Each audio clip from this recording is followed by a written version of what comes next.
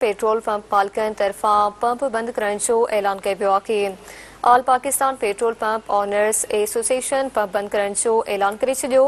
Association petroleum वारी वज़ीर अली परवेज़ मलिक खे फौरी तौर मुलाक़ात लाइ ख़त लिखी छॾियो आहे।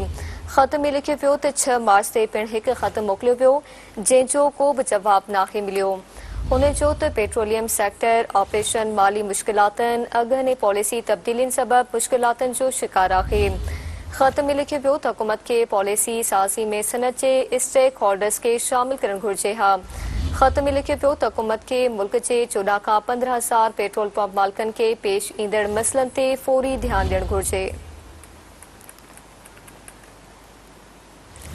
पेट्रोल पंप मालिकनि तरफ़ां पंप बंदि करण जो ऐलान कयो वियो आहे। All Pakistan petrol pump owners association pump बंदि करण जो ऐलान करे छॾियो।